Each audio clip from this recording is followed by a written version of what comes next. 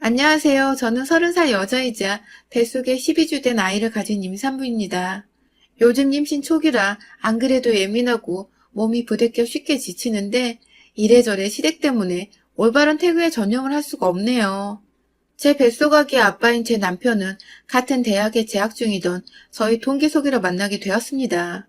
서로 웃는 게 비슷하다고 만날 때마다 저 닮은 오빠가 있다면서 남편 얘기를 입에 달고 살던 친구는 급기야 저희 두 사람을 직접 소개시켜주겠다고 저한테 말도 없이 남편을 술 마시던 학교 앞 주점에 데려왔고 얼떨결에 만나게 되었지만 술 기운을 빌려 금방 친해질 수 있었죠. 저희 학교를 졸업하고 당시 먼저 직장을 다니고 있었던 남편은 겨우 3살 차이였는데도 무지하게 나이 많고 어른 같아 보였는데요. 대기업 다니는 직장인이라며 그 후로도 몇 번 친구와 함께 다 같이 만날 때마다 번지르르한 양복을 빼입고 오는 게 완전히 제가 대학에서 보는 또래의 다른 친구들과는 다른 모습이어서 늘 눈이 휘둥그레지곤 했었어요. 곧 졸업하고 취업할 때가 다가올 테니 뭐라도 팁을 줄 수 있는 오빠이지 않을까 싶어서 간간히 오는 연락에 답장만 하며 1년쯤 지나오던 와중에 덜컥 남편이 제게 고백을 했죠. 졸업학년이 빡센 것도 알고 취업 준비로 바쁜 것도 알아서 고백을 지금 해야 하나 말아야 하나 많은 고민을 했지만 이왕이면 옆에서 함께 도와주며 연애를 시작하고 싶다던 남편의 조심스러운 고백은 취업 준비로 진이 다 빠져있던 제게 참 단비 같은 존재였어요. 괜히 설레고 숨겨져 있던 연애 세포가 막 되살아나는 기분이 들며 남자친구가 생긴다는 게 어떤 건지도 모르고 대뜸 고백을 받아줬답니다. 네, 이 남자는 제 인생의 첫 남자였습니다. 단 한 번도 연애를 해본 적이 없었고 여중 여고로 나오면서 일을 가며 남자들이 있는 대학으로 진학을 했건만 그럼에도 누구 하나 대시를 한 번 안 하더니 남편이 짠 하고 나타난 것이었습니다. 남편은 처음 저와 만났던 그날부터 지금까지 늘 태연한 자세와 태연한 표정으로 참 태연하게도 능숙한 말들을 곧잘 뱉어내곤 했어요. 긴장하는 모습을 단 한 번도 본 적이 없었죠. 새로운 사람에게도 금방 친화력을 갖춰 깊은 대화를 끌어내곤 했고 웃음도 많고 유머러스해서 상대를 기분 좋게 해줄 줄도 아는 사람이었어요. 그런 사람의 여자친구가 되다 보니 자연스레 웃을 일이 많아졌고 어느 순간부터는 제 옆에 이 사람이 없으면 흘러가는 시간이 너무나 무료하게만 느껴지기까지 했죠. 그렇게 알콩달콩 연애를 하며 남편의 응원을 받아 저는 대학을 졸업한과 동시에 국내 굴지의 식품기업에 취직을 하게 되었습니다. 각자 직장인이 되고 나니 제가 학생일 때보다 연애는 더욱 즐거워졌어요. 마냥 자기가 돈 번다며 데이트 비용을 지불하던 남편에게 참 미안하기만 했는데 이제는 월급 받아 먼저 맛있는 저녁을 사기도 하고 깜짝 선물도 준비하는 등 제 딴에 좋아한다는 표현을 많이도 했죠. 그런 제 모습을 고마워라 하고 또 좋아라 하면 남편도 늘 저와의 데이트를 즐거워했고요. 단 하나 아쉬운 것이 있다면 저희가 연애를 하는 동안 간섭을 받았다는 것이었어요. 바로 그 무시무시하다는 시어머니도 아니고 시아버님도 아니고 저와 동갑내기인 시누이로부터 말이었죠. 당신은 시누이도 아니고 애비 시누이도 아니고 그냥 남자친구의 여동생이었는데 어찌나 저희가 데이트를 할 때마다 오빠한테 전화를 해서 옆에 제가 있는지를 묻고 무슨 데이트를 하냐고 묻고 뭘 먹었냐고 묻고 아주 시시콜콜한 것까지 다 보고를 해야 했죠. 처음에 남편도 그런 여동생이 귀여웠는지 오늘은 우리 뭘 했다? 뭘 먹었다 하면서 장난 섞인 말투로 대답을 해주다가 제가 하도 데이트 중에 흐름이 끊긴다고 하니 본인도 뒤늦게야 느낀 건지 몇 번 바쁘다고 전화를 끊으라고 상투적인 말투로 대답을 하기도 했어요. 하지만 꼭 그런 날이면 그날 밤 시댁에서는 일이 터지곤 했습니다. 시누이가 저 하나 때문에 오빠가 변한 것 같다면서 시부모님 앞에서 떼를 쓰고 통곡을 하며 퉁명스레 전화를 받은 오빠를 나무랐고 그 바람에 오빠는 오냐 오냐 하며 키운 여동생이 혹여나 마음에 상처를 받을까봐 억지로라도 달래주는 척을 해야 했죠. 그렇게 한바탕 소동이 있고 나면 다음날 저한테 신세한탄을 하며 여동생 때문에 죽겠다는 말을 반복하곤 했고요. 그러다 보니 저희는 데이트를 하며 자연스레 여동생이 또 전화가 오지 않을지 정말 오게 된다면 잘 대답하며 받아야 한다는 강박이 생기면서 늘 마음 한켠에 시누이란 단어가 꼭 따라다녔습니다. 남편이랑은 정말 죽도 잘 맞고 잘 지내는 사이인데 시누이 전화에 시누이 얘기만 하면 속에 고구마 하나 꽉 깨문 것처럼 답답함이 느껴지곤 했어요. 남편은 신우이를 정말 지극정성으로 아끼고 또 보살핍니다. 아주 어릴 때 신우이가 잠시 몸이 아파서 1년 정도 병원에 입원한 적이 있었대요. 그때 시부모님께서 모두 신우이 병간호를 한다고 집에서 매일같이 울었다며 그때 생각이 나면 지금도 눈물이 울컥하려 한다며 실제로도 눈물을 훔친 적도 있었고요. 지금 살아있어 주는 것만으로도 가족들에게는 소중한 막내라며 그러니 저랑도 잘 지냈으면 좋겠다고 은연중에 신우이에 대한 컴플레인은 그만했으면 좋겠다는 뉘앙스를 풍기기도 했습니다. 저야 결혼 생각이 없을 때만 해도 이런 집도 있구나 하며 대수롭지 않게 넘길 수 있었어요. 여동생이 아팠다고 하니 지금 건강한 모습을 많이들 좋아라 하실 테고 막내딸이고 하니 더 예쁨을 받겠구나 싶었죠. 하지만 남편과 연애를 지나 결혼 얘기가 오고 가기 시작하면서는 무지하게 신경이 쓰이더군요. 설마 결혼을 하고서도 매일같이 신우이의 전화에 시달리고 하루 어찌 지냈는데 하나하나 전달을 해줘야 하나 싶어서 머릿속이 까마득했어요. 그래서 제 딴에는 방법을 하나 고안했습니다. 바로 결혼 전부터 정말 남편의 바람대로 신우이와 친해져 보는 것이었죠. 동갑내기라고 하고 각자 회사를 다니는 직장이기도 하니 서로의 공통사도 비슷할 것 같았고 대화를 나누다 보면 회사욕을 하면서 괜시리 죽도 잘 맞을 것 같았어요. 보통의 여자 또래들이 그렇게 신분을 쌓으니까 저도 금방 친해질 거라 생각을 하며 함께 만나기로 약속을 잡았는데 그런데 제가 상상했던 신우의 모습은 정말 하나도 찾아볼 수 없는 신우이가 제 앞에 나타났습니다. 아파서 성인이 된 지금도 자주 병원을 다니던 신우이는 연약하고 여리여리한 인상보다는 약간 저희 남편과 남매가 맞긴 한 건지 하나도 닮지 않은 외모부터 시작해서 새침하고 퉁명스러워 보이는 첫인상이 이런 말을 하면 안 되지만 꼭 홍지파츠에 나오는 못된 파츠 같았습니다. 저요? 사람의 외모만 보고 성격이나 그 사람을 다 파악하는 그런 무식하고 모자란 사람이 절대 아닌데요. 저희 신우이는 정말 제가 사회생활하면서 만난 그 어떤 독한 사람들보다 가히 최고봉이라 할 수 있을 만큼 인상이 좋지 못했어요. 그 바람에 저는 신우이 귀에 완전히 눌려서 동갑인데도 불구하고 감히 말을 놓을 수가 없었고 이런 저와 달리 제가 쩔쩔매고 있는 걸 알면서도 턱하니 먼저 말을 놓고 예, 쟤 하며 저를 3인칭으로 부르며 가리키는 꼴이 참. 남편과 결혼을 했다간 다른 게 아니라 신우이 때문에 집안 멀쩡한 날이 없겠구나 싶었다니까요. 그날 신우이를 만난 후 연애 중에 3번 정도를 더 만났었는데 그때마다 제 이름 대신 예, 쟤 하며 기분 나쁘게 절 불러댔고 저는 입도 뻥긋 못하도록 남편과 둘이서만 대화를 이어가며 절 의도적으로 배척하고 소외시키는 것도 느꼈는데요. 그럼에도 전 신우이 때문에 고민이 되는 결혼이었음에도 불구하고 오로지 남편을 보며 이 결혼을 결심했습니다. 신우이 한 사람만 빼놓으면 어쩌다 통화를 하게 되었던 시어머니도 좋은 분 같으셨고 늘 저를 챙겨주고 재밌게 웃겨주는 남편은 평생 배우자감으로 정말 딱이었거든요. 그렇게 돈을 질끈 감고 설마 신우이 때문에 이혼까지 갈 정도로 말싸움이 오갈 일이 생기겠나 싶어서 섣부른 고민이라 잡생각을 접어두고 식을 올렸어요. 그게 벌써 1년 전이네요. 지난 1년간 저희 신우이는 제가 생각했던 것보다 훨 제 결혼 생활에 악영향을 주었고 또 정신을 피폐하게 만들었습니다. 연애 중에 만났을 때는 그래도 애교와 투정이 반반 섞인 게 내 여동생은 아니지만 귀엽게 봐주리라 노력이라도 할 수 있었어요. 저도 저희 친정에서는 오빠가 있는 막내 여동생이다 보니 흔한 집에서 흔하게 오빠를 차지하고 싶어하는 영락없는 여동생의 모습이 제 눈에 보이기도 했었으니까요. 하지만 결혼을 하고 저희 둘만의 공간인 신혼집이 생기고 나선 공간적인 부분에 대한 아가씨의 질투와 욕심이 커져갔습니다. 중고등학생도 아닌 제 동갑내기인데 결혼을 하는 오빠가 새 가족을 데려왔으면 친해보고 서로에 대해 알아보고 이해해보려 하는 자세를 가지는 게 먼저일 텐데 우리 신우이는 시부모님과 함께 신혼집으로 집들이러 온 그날부터 그러더라고요. 어떻게 오빠가 내 방 하나 만들어 놓질 않고 신혼집을 차려놓을 수 있냐고 말입니다. 얼이 빠져 턱이 땅까지 미끄러져 간 기분이었습니다. 신혼집의 게스트룸, 하다못해 시부모님 방도 아닌 신우이 방을 차려놓아야 한다니요. 그 말에 네? 하며 놀란 눈을 일부러 더 크게 뜨고는 남편을 쳐다봤어요. 어처구니가 없는 티를 내고 싶었거든요. 그런데 그날 집안이 아주 난리가 났어요.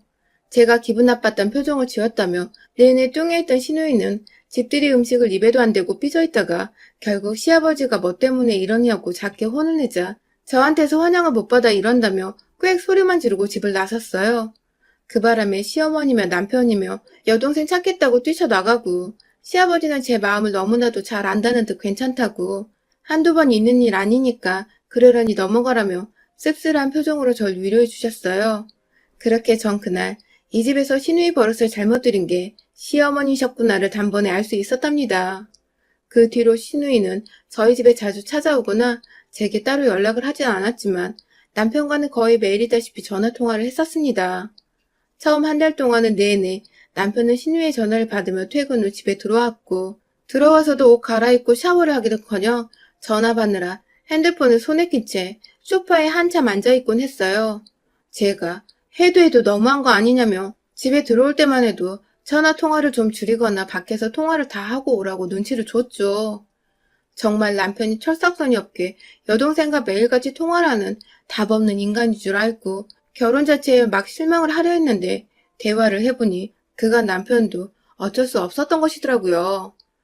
회사에 퇴근 후 집에 도착할 때쯤 귀신같이 시누이가 통화되냐고 통화하자며 전화를 불이 나게 하는 바람에 하는 수 없이 전화를 받았던 것이더라고요. 하소연을 하며 제게 털어놓는 남편한테 저도 시댁 식구들과 집들이 이후 또 문제를 일으키기 싫어서 그냥 받으라고 했고 그렇게 남편은 일주일에 한 번 정도 겨우 제 앞에서 시누이와 통화하는 모습을 죄인처럼 들키곤 했었답니다. 참, 이게 무슨 짓인가 싶더군요. 그런데 제가 전화 받는 걸 싫어한다는 걸 시누이가 알게 된 것 같았어요.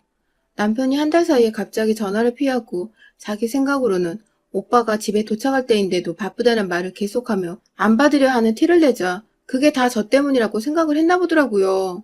그때부터 본격적으로 시작된 동갑내기 시누이의 시비. 그것도 바로 저희 신혼집에서 시작되었어요.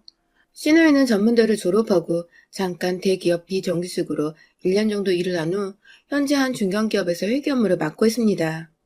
고등학교 때부터 특성화고를 졸업해서 그쪽으로 진로를 일찍 잡았다고 들었어요. 그 얘기를 남편한테 들은 지도 벌써 연애 때부터 오래되었었고 시누이가 무슨 대학을 졸업했건 지금은 어느 직장에서 얼마를 받고 뭘 하면 출퇴근을 하든 저는 정말 하나도 관심이 없었습니다. 시누이 인생이니 본인이 원하는 대로 능력대로 사는 것일 텐데 제가 뭐라고 거기다가 잣대를 들이밀겠나요? 그런데 우리 시누이는 본격적으로 신혼집에 자주 발을 들이밀기 시작하면서 저를 살살 긁어대는 말들을 시전하며 제 기분을 왕창 상하게 만들었어요. 남편과 저 둘 다 퇴근하고 집에 와 피곤해서 저녁을 시켜 먹으러 가면 허락도 없이 신혼집에 사과 한 봉지를 사다 들고 오더니 제가 해주는 집밥 좀 먹어보자며 부엌 식탁에 떡하니 자리를 잡고 앉았어요. 말없이 제 집에 찾아온 것부터 기분이 나빴지만 빈손도 아니고 사과 한 봉지를 또 들고 오니 뭐라 할 수도 없고 피곤해서 배달 음식 시켜 먹으려고 한다고 하니 오빠는 결혼해서 고작 와이프한테 바깥 음식을 얻어먹으며 사냐며 결혼 잘못했다고 그렇게 집밥 좋아하던 우리 오빠 불쌍하다며 저와 남편 앞에서 이 소리를 아무렇지 않게 짓거리곤 했습니다. 엄마도 알아? 하며 시어머니한테 금방이라도 일러다 바칠 기세길래 잘못한 것도 없는데 전 괜히 쫄아서 당장 집밥 차려주겠다며 손발을 걷어붙여 부엌에서 한참 요리를 하다 갖다 바치곤 했죠. 꼭 집에 올 때는 핑계 댈 만한 것들, 예를 들면 사과 한 봉지나 커피 3잔 등 1인당 돈이 5,000원은 넘지 않을 정도의 음식들을 함께 들고 와서는 제 집에 들어오던 시누이. 그렇게 한두 번 오다 보니 이젠 제가 만만해졌는지 저의 삶에 대해 터치를 하기 시작했어요. 제 직장과 제 나이, 제가 살아온 지난 제 삶들을 모조리 꺼내들어 이러쿵 저러쿵 되도 않는 잔소리와 간섭을 하기 시작한 것입니다. 앞서 말했듯이 저는 시누이가 사는 인생에 대해 정말 단 일도 관심이 없는 사람입니다. 그런데 시누이는 한두 번도 아니고 잘 알지도 못하는 제 직업에 대해 까내리기 시작했어요. 친해지려고 먹을 거 들고 사온 줄 알았는데 저를 까내리기 위한 자리를 마련하고자 찾아왔던 시누이는 다 같이 모여 거실이나 부엌 식탁에 자리를 잡고 앉으면 기다렸다는 듯이 저에게 질문을 던졌어요. 뭐하는 회사냐? 연봉은 세후 얼마를 받냐? 같은 기본적인 것부터 시작해서 그런 식품회사를 다니면 머리에 망을 끼고 일을 하냐? 직접 기름 두르고 요리도 하냐면서 별 그지 같은 소리를 해대며 재밌다고 혼자 웃더라고요. 아니, 식품회사에서 요리사만 근무를 하냐고요.